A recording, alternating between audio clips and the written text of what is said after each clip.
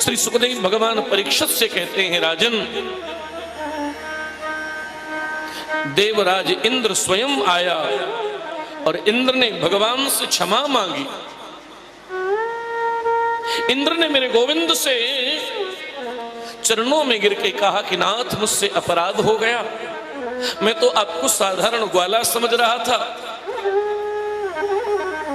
भगवान ने इंद्र को डांट लगाई। और सज्जनों ध्यान देना, भगवान ने इंद्र को डांट लगाई और फिर भगवान ने इंद्र से कहा, अच्छा तू अब एक काम कर, क्या मुझसे वरदान मांग ले। बड़ी प्यारी कथा है। एक बात बताओ, इतना बड़ा विघ्न, इतनी बड़ी विक्षेप भगवान के ब्रज के ऊपर इतनी बारिश कर दी और उसके बाद भी भगवान कह रहे वरदान। अरे भाई, वरदान किस बात का?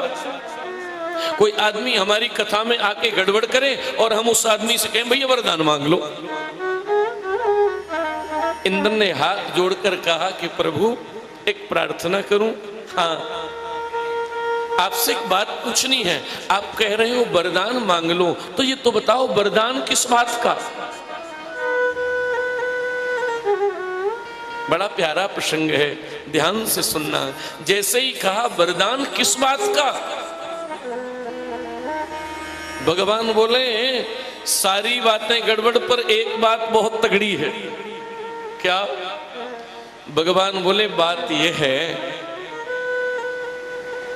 ये जो मेरी आराध्या है ना, ये मेरी जो प्राण शक्ति है ना, ये मेरी जो आत्मा है ना, ये मेरी जो वृंदावनेश्वरी है ना, कौन?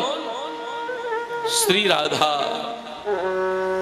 देखो ठाकुर जी भी कैसे लाड लड़ा रहे हैं। भगवान बोले ये जो राधा रानी है ना, हाँ, इनका दर्शन कई दिन तक नहीं मिलता, लेकिन 7 दिन तक जब तक मैंने उंगली पर गोवर्धन धारण किया तब ये मेरे पास में खड़ी रही। तो इंद्र तेरी वजह से 7 दिन तक किशोरी जी का दर्शन हो गया, इसलिए वरदान मांगा।